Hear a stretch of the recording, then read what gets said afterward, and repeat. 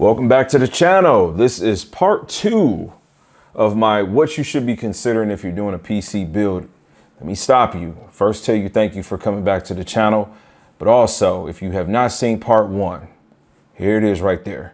I'm going to go ahead and link it in. Put a card into YouTube so you can be linked to that video. So maybe pause this if you haven't seen it. At whatever point you're coming to my channel, if you have not seen part 1, please check it out. I think I offer some interesting talking points. Now, this video, like part 1, probably not going to be the most entertaining if you are an enthusiast PC builder, but I'm just trying to put some content out there for people to consider some different things. So in part 1, I talked about, real brief, if you were looking into a pre-built system or if you were considering building your own PC, website you can go to, some things you should be considering, things you don't have to really worry about. And then I also posted a video in regards to consoles. So if you are a console gamer and you're interested in building your PC, I gave you some things to consider with this video here, right? So check out either of those videos because they kind of go as a trilogy, but this is part 2 of the what you should be considering if you're doing a PC build.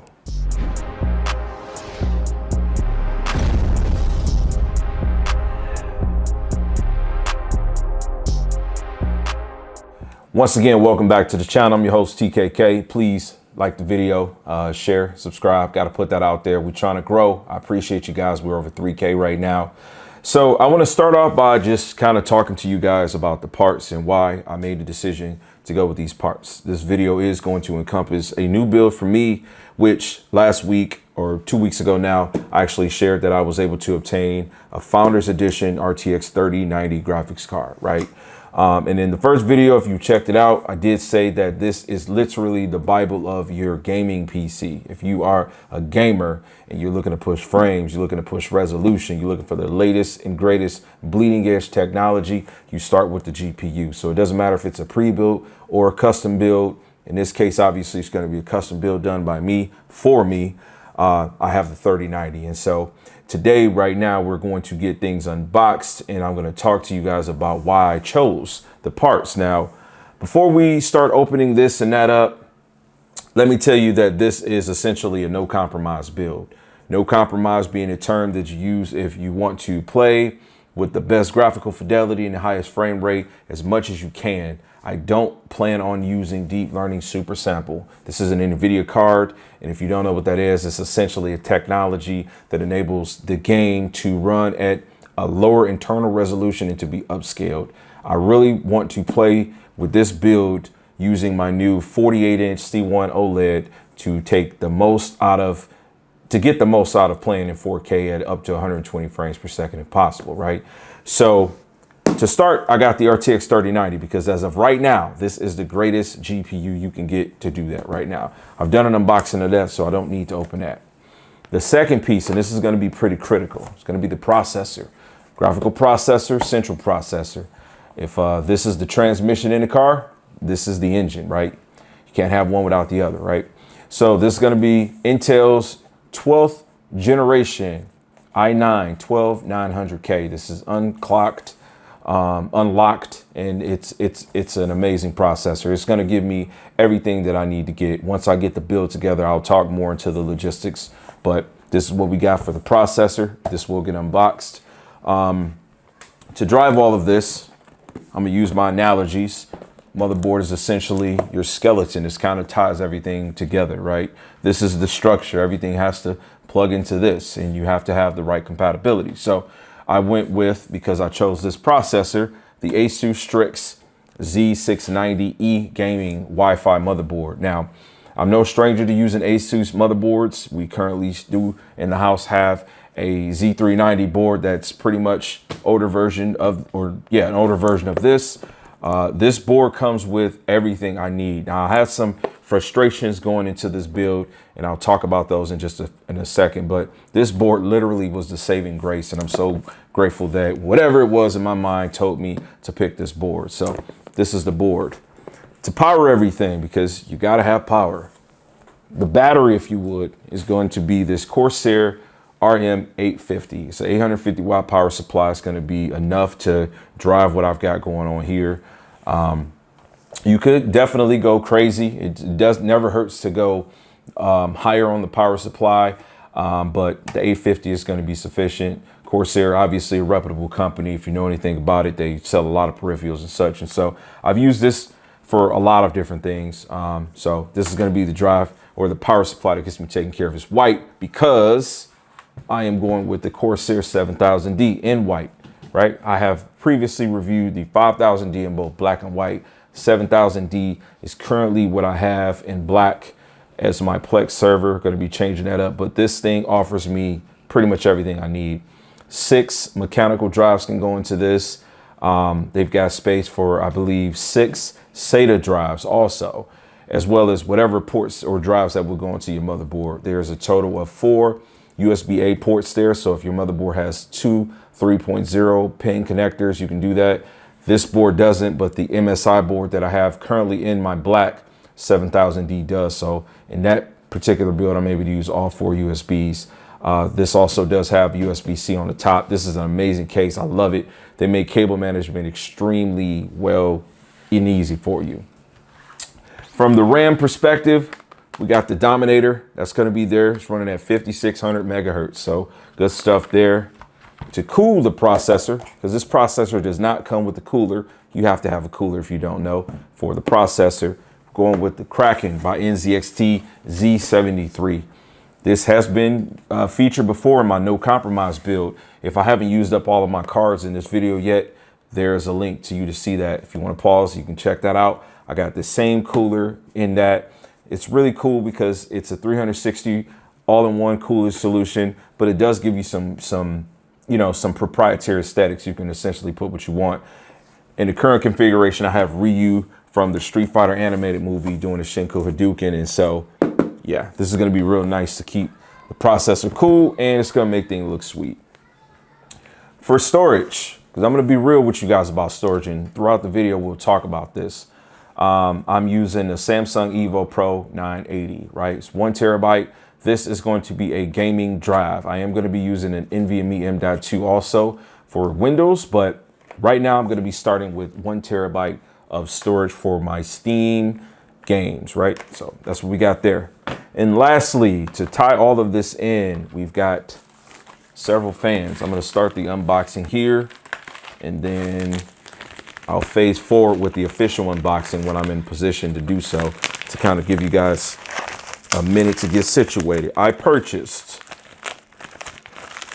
140 millimeter fans. Now this case right here comes with 3 140 millimeter fans. They're Corsair, obviously the case is, but I really do like NZXT. And so I like to try to have my stuff match as much as possible, right? So got several of these, man. I picked up a total of 6 140 millimeter fans. Now, all of them not going to need to be used because obviously this thing does have 3 120. So those 3 are probably going to go in the top, whereas I can get 3 140s in the front and then 1 in the rear. So it leaves me 2 extras. You never know when you'll need fans. So far, that's what we've got for the build. Maybe you need to get yourself some water, something to eat, whatever. Leave a comment. Let me know what you're thinking so far. If you got any questions so far, timestamp when you're leaving the comment. And next time you see me within this video, we're going to go ahead and start unboxing all of this. Okay, pulled out the white gloves. So far, I have only used these things literally for this Founders Edition 3090. I just want to make sure that this thing is in perfect condition from, oils or anything like that. So gonna pull this out, even though I've unboxed this in a previous video. Big boy. This is Founders Edition, is what you call the card that is actually manufactured through NVIDIA. It's their card, if you will. All of the other cards are going to be considered partner from like MSI, Asus, and so forth. But it's a triple slot card, so 1, 2, 3. So it's big body, man. This is a huge card, and it has a cool proprietary 12-pin connector right there, where most cards are going to have like 2 8-pin connectors. It has a 12-pin connector. They do include an adapter that goes from 12-pin to the 2 8-pins.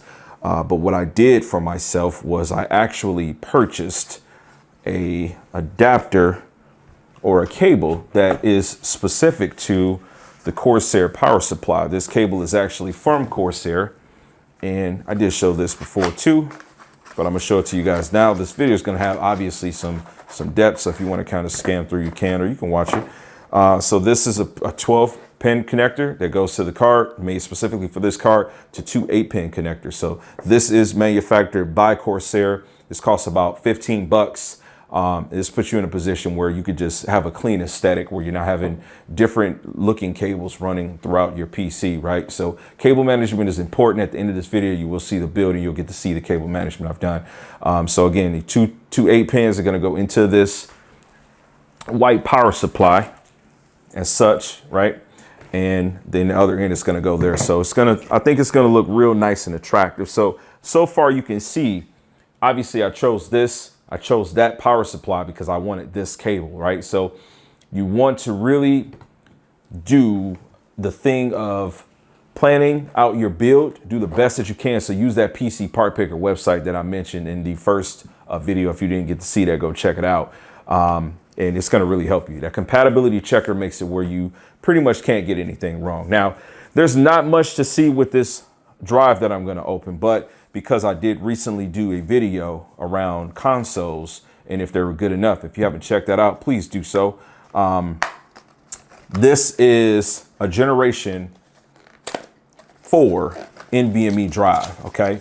Now, the importance and the significance of this, I don't care about this box. So just so you guys know, the significance to Generation 4 is that the next gen consoles are going to utilize that. So like literally this drive, you can buy this drive with what's called a heat sink, and you can put it inside of your PlayStation 4. And it's how you increase and get more storage. If you want that fast drive that's there, this is what you get. Now, I'm not saying that the low speeds that you get with the PlayStation 4 you can achieve with PC. There's some proprietary stuff going on there. You got to understand their operating system is made for nothing but that. So that's kind of an advantage that consoles do have. I do wish that Windows had specifically a gaming operating system. That would be phenomenal. But this is the drive there. I went with this because I want the majority of the build to be all M.2 NVMe. When I show you this motherboard in a second, you're going to see that I can get quite a few of those there. And that's why I decided to go with that. If you do these type of drives, you don't have a lot of cable management. So if you're not really into cable management, then it's a saving grace.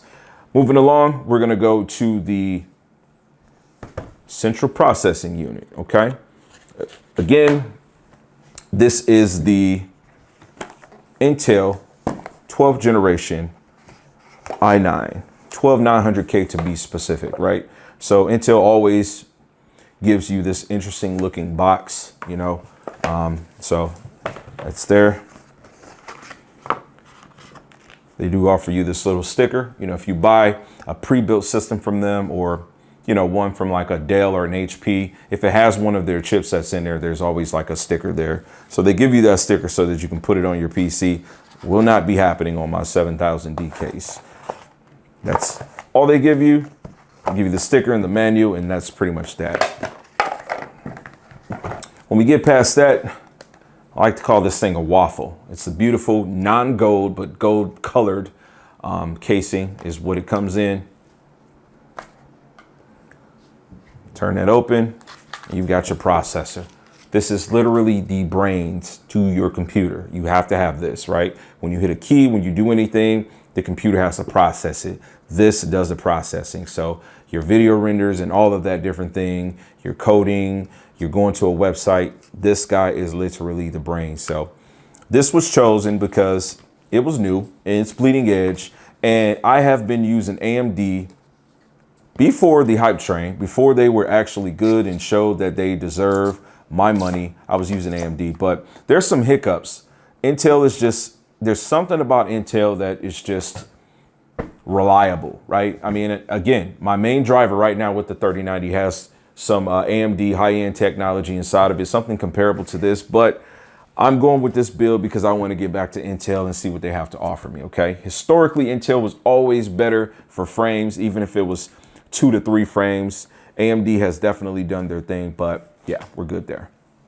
This next piece, the cooler. You need a cooler because the processor has to stay cool. This thing gets hot when it's being utilized. The second it turns on, you have to have some system put in place to cool it. It's a radiator for a car, essentially. That's what it is. Car turns on, you got to have a radiator. If you don't have a radiator working, your car is going to go hot. If it goes hot, it will cut off. So same concept.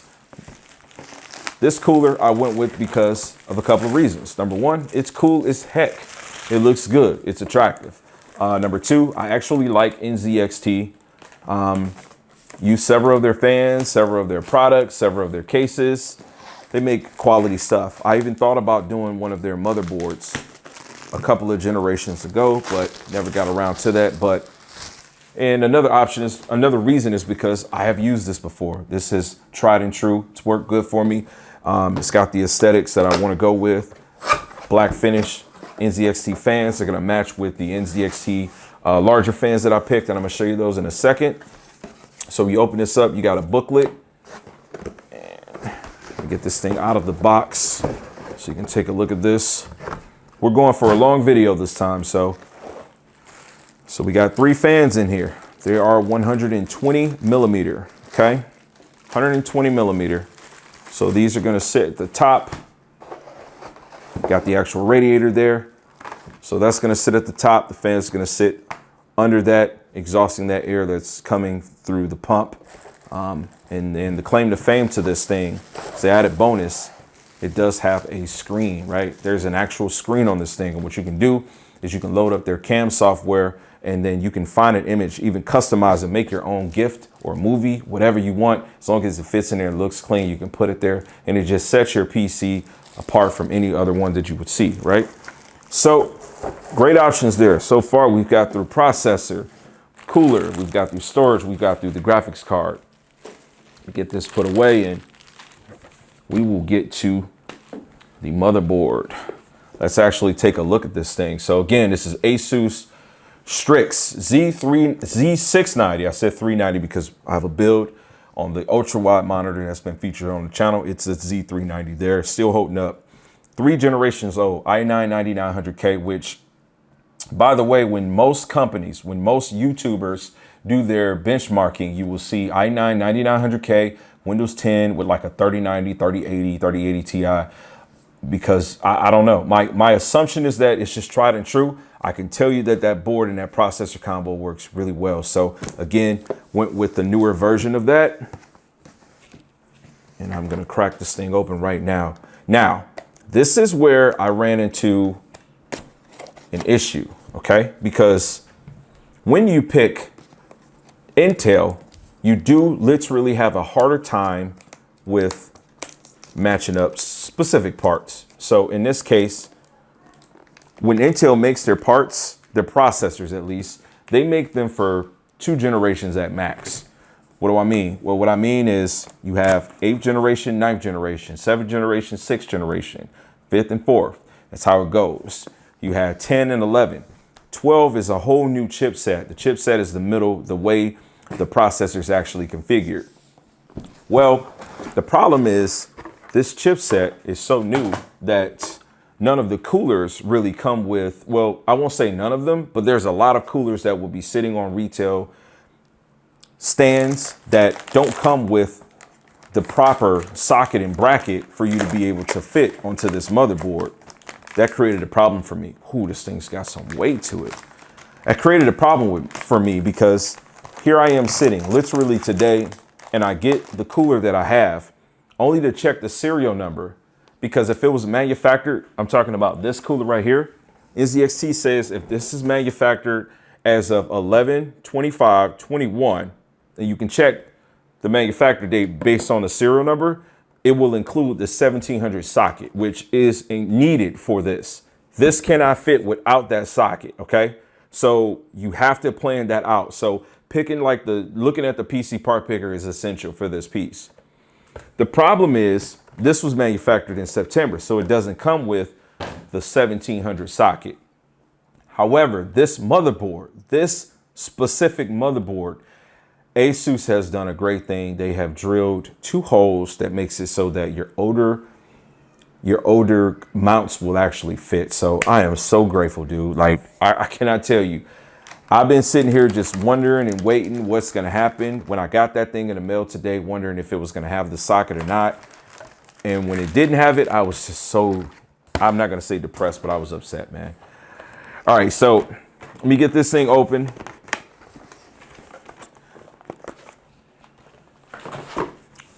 There's a box inside of a box, and normally when you buy these motherboards, there's going to be some goodies that come with them. We'll take a look at the actual board in a second. Is this taped up? No, this is not. All right, bear with me. Cool. So one of the coolest things about this particular board is it comes with this contraption right here. Remember when I was showing you going with this because I don't want to deal with like SATA cables. I don't want to have to plug stuff up and route extra things. Ooh, it comes with this little piece that kind of looks like a graphics card, right? It's not a graphics card though. This allows you the ability to use one of your PCIe slots, and you can plug in multiple of the M.2 drives. So it makes it really cool, right? So the board itself also has, I believe it's 3. Forgive me, I've never seen one. I like to do my reviews and my unboxings as if I've never seen one before. So I believe this board has 3 M.2s, and this will net you another 2. So up to 5 of these kind of drives I can get, man. Fast storage, incredible, where I don't have to do any cable management. So this is, I'm really grateful for this being a piece included. Outside of that, your motherboard's gonna give you CDs, stickers, all that type of stuff. You're gonna get a bunch of SATA cables, which I'm only gonna use one. We'll go into the one drive that I'm gonna use that's gonna have that.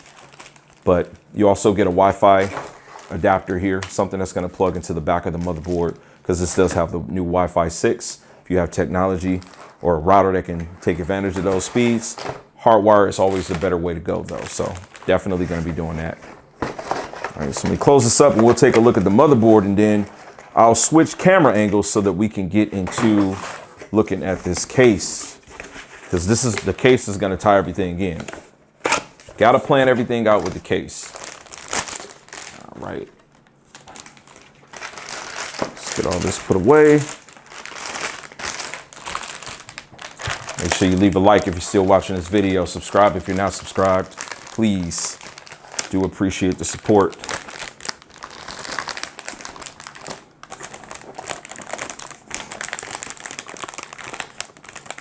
Let's get that tape off.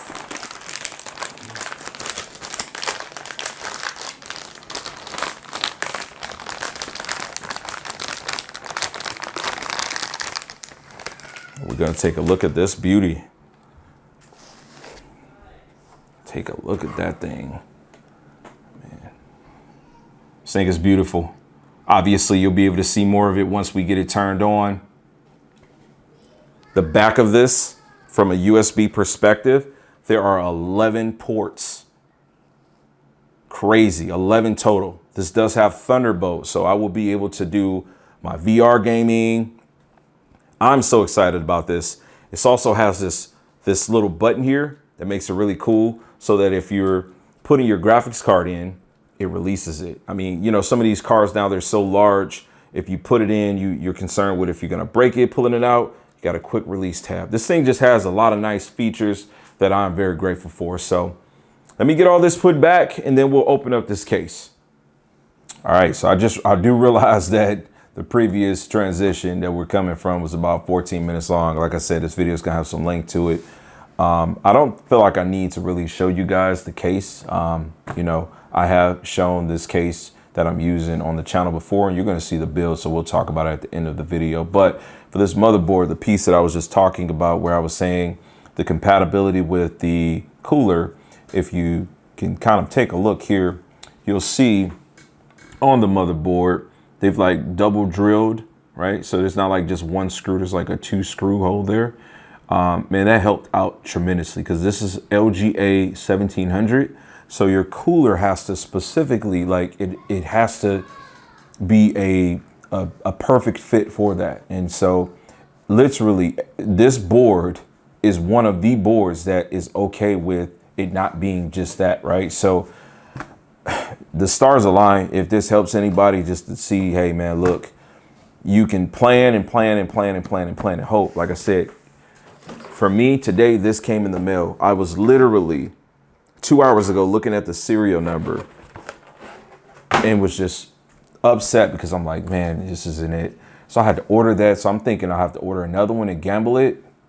Nah, I didn't want to do that. I didn't want to have to buy any crazy adapters.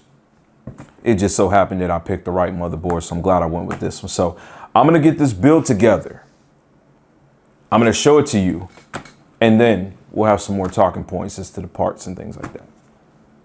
Okay, team, so got the build done, and I wanted to start by going with the cable management piece. So let me just give you a couple of minutes to just kind of look at what we've got going on here. This particular case does have 1, 2, 3 spaces in the rear for SATA bays. There was actually 2 trays down here for hard drives. Those trays I put into the box. Those are going to the garage. I will not be using any mechanical nor SATA hard drives in this build at all. It does come with a 6-fan hub. Now I already know this because I own this case in a black. I'll show it to you in a second. It's been featured on the channel. But I was able to plan this piece of it out because I've been here and I've done this before. It has a removable cover right here that if you take this off, you do have access to put on your CPU cooler. So they've done a really good job with this case. There also does have a removable cable door, right? So this door right here can come off its hinges. You can lift and just pull it off, and it makes it so that it can kind of clean things up here, right? You just can close that door and it'll clean things up. Now, because I do have my cable management done where this is coming across, this doesn't actually close, but it's not really a problem because the second door will push and will close up. So I have the ability to get that closed. So if I close this first one, sorry. It's hard to do that with one hand. We're all good. We're all closed up there, as you can see, okay? I said earlier in the clip that there was 11 ports. There's actually 1, 2, 3, 4, 5, 6, 7, 8, 9, 10, 11, 12. 12 ports, man. 12 USB ports. This board that I chose to go with. All right. Get a good look inside of this thing. Let me turn this around, get you some better light. Okay. So here we are. Now, there's a couple of errors that I made, even as experienced as I am. I made the error in ordering these 6 fans. These 6 fans can only be used for a radiator. So it's okay to make mistakes. You just gotta do what you can to try to avoid them. So those 6 fans cannot be used. They'll be used in a future build. Now, what I was able to do is because I have this case twice, it does come with 3 140 millimeter Corsair fans. They're black just like the NZXT, but I wanted to keep my fans all NZXT. Because I ordered the wrong fans, I was not able to do that. So I'm willingly admitting that. I want you guys to know that it's okay to make mistakes. You just want to try to measure twice, 3, 4 times so you can cut once.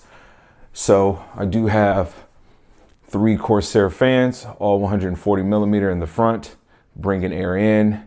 And then I have this one rear exhausting air. The 3 included NZXT fans with the radiator are exhausting. I think I have a nice, attractive aesthetic. I went with this case. It does have the clear panel right there that does show your designer PSU. So got the Corsair RM850X there. Got that humongous RTX 3090. This thing is just beautiful. Absolutely beautiful, man. Amazing. If you guys got questions at this point, please do let me know. Try to timestamp at what point you got a question about something so I'll know to go to it. This is a pretty long video.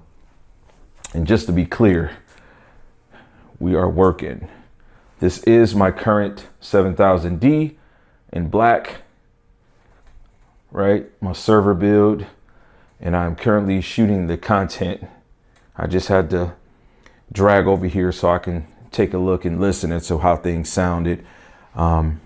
Yeah, so I got a lot going on here, man. There's some case swaps and there's all kind of stuff happening here, but this is beautiful. Let me turn this thing on so you can get a look at it.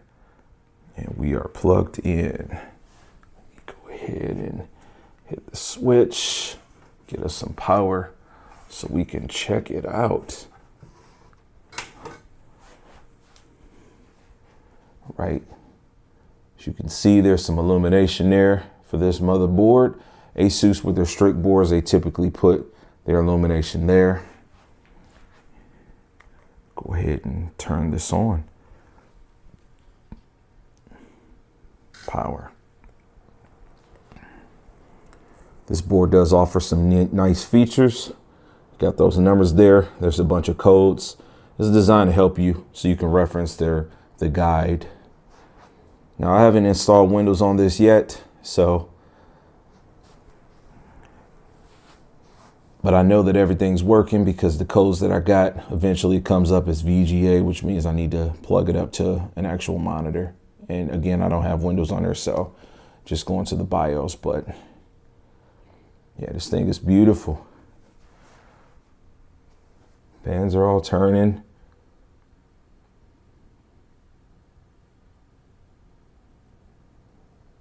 All beautiful.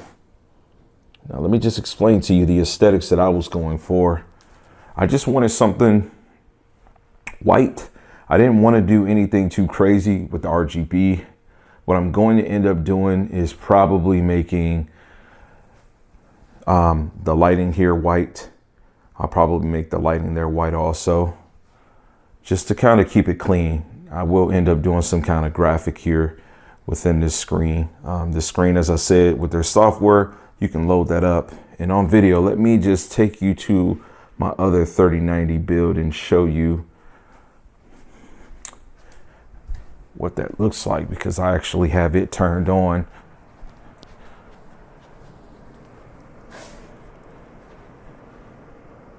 So you can see, this is an Asus TUF 3090. It's pretty minimalistic in my opinion too, but I've got Ryu there. I did clip this in the video earlier, so if you want to get a better look at that build, feel free to check that out. All right, team, so we're near the end of the video. After this particular phase, I will show the build again setup. I've got a new setup on the desk, and I gotta wait to upload this. If you've seen this, then you've already seen the setup. So the content of me showing the desk, the reason why you haven't seen it fully set up yet is because of that. But just to kind of recap some of the things we've discussed in this video, it's really just to give you some insight from a realistic perspective on some things you want to consider. Utilizing sources like PC Part Picker, or even some of your more popular trusted sources on YouTube, on Reddit, things like that, it really is helpful. You want to make sure that you measure as much as you can so that when you cut, it's really one time. You got to inspect what you expect. My errors that I ran into: number one, I ordered 6 fans, although they were discounted really well. They were the wrong fans. And even a person that's as experienced as I am can make those kind of mistakes. So I ordered those 6 fans. They cost me $7 each. You can do the math there. They are returnable, but I'm going to just keep them because I'll always be able to use them for a project in the future. I might do a custom radiator or something like that in the future, and having those 140 millimeter fans will come in handy for me. But you want to make sure that you are inspecting those type of things so you don't make the mistake that I made and order fans like that.